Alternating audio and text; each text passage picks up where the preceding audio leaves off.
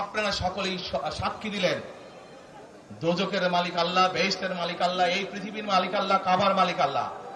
আরে ভাই, যেটার মালিক আল্লাহ সেটা কি অন্য কেউ দেওয়ার ক্ষমতা রাখে? রাখে না।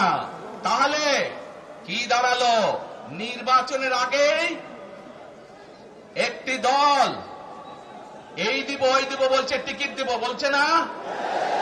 যেটার মালিক মানুষ না, সেইটার কথা যদি সে বলে, এক সেরে কি করা হচ্ছে? হচ্ছে না? যার মালিক আল্লাহ, যার অধিকার শুধু আল্লাহর একমাত্র, সবকিছুর অধিকার উপরে আল্লাহর অধিকার। কাজেই আগেই তো আপনাদেরকে ঠকাচ্ছে, নির্বাচনের ফলে তাহলে কেমন ঠকাবে আপনাদেরকে বোঝে নেবার। শুধু ঠকাচ্ছেই না মানুষকে, যারা মুসলমান তাদেরকে শিরকি করাচ্ছে তারা। নাউজুবিল্লাহ। প্রিয় ভাই বোনেরা, কেউ কেউ বলে অমুককে দেখেছে, তমুককে দেখেছে, এবার একে দেখেন। প্রিয় ভাই বোনেরা, 1971 সালের যুদ্ধ, যেই যুদ্ধে লক্ষ মানুষের প্রাণের বিনিময়ে এই দেশ স্বাধীন হয়েছে, আমাদের এই প্রিয় মাতৃভূমি, সেই মাতৃভূমিকে স্বাধীন করার সময় অনেকের ভূমিকা আমরা দেখেছি, যাদের ভূমিকার কারণে এই দেশের লক্ষ লক্ষ ভাইয়েরা শহীদ হয়েছে, এই দেশের লক্ষ লক্ষ মা বোনেরা তাদের সম্মান হানি হয়েছে। কাজে তাদেরকে তো বাংলাদেশের মানুষের মধ্যে দেখেই নিয়েছে। এখন প্রিয় ভাই বোনেরা, এই কুফরির বিরুদ্ধে, এই হঠকারিতার বিরুদ্ধে, এই মিথ্যার বিরুদ্ধে আমাদেরকে ঐক্যবদ্ধ হতে হবে। আমাদেরকে ওই যে টেক ব্যাক বাংলাদেশে থাকতে হবে। আমরা দেশকে স্বৈরাচার থেকে মুক্ত করেছি, এখন মানুষের অধিকারকে প্রতিষ্ঠিত করতে হবে।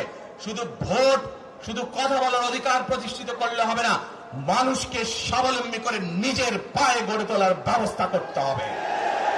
প্রত্যেকটি মানুষ, বাংলাদেশের মানুষ যাতে ঠিকভাবে ভালোভাবে খেয়ে পড়ে বেঁচে থাকতে পারে, প্রত্যেকটি মানুষ যাতে নিরাপদে রাস্তায় চলতে পারে, সেই ব্যবস্থা করতে হবে। সেটাই হচ্ছে টেক ব্যাক বাংলাদেশ। আমরা বিগত 15 বছর দেখেছি, অমুককে বলে এসেছি তমুককে ক্ষমতায় রাখার জন্য, বলেছিল না? সেজন্যই বলেছি, দিল্লি নয়। আমরা দেখেছি যারা 71 সালে ছিল তারা কাদের সাথে লাইন দিয়েছিল, যাদের কথা একটু আগে বললাম, যারা মিথ্যে কথা বলে ঠকাচ্ছে মানুষকে, আমরা দেখেছি তাদের আস্তানা কোথায়।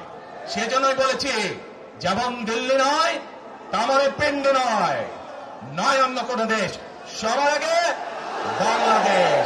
এবং যেহেতু আমরা বিশ্বাস করি দেশের মানুষই হচ্ছে আমাদের রাজনৈতিক সকল ক্ষমতার উৎস, সেজন্যই আমরা দেশের মানুষের ভাগ্য উন্নয়নে বিশ্বাস করি। এবং সংক্ষেপে আপনাদের সাথে যেই কথা বললাম, শুধু ভোট এবং কথা বলার অধিকার না, বিএনপি চায় আপনাদের দেশের মানুষকে অর্থনৈতিকভাবে স্বাবলম্বী করে তুলতে, দেশের নারী সমাজকে, মা বোনদেরকে, দেশের যুব সমাজকে, দেশের প্রত্যেকটি কৃষক সহ প্রত্যেকটি শ্রেণী পেশার মানুষকে বাংলা বিএনপি চায় আগামী দিনে ইনশাআল্লাহ সরকার গঠন করে প্রত্যেকটি মানুষকে স্বাবলম্বী করে গড়ে তুলতে।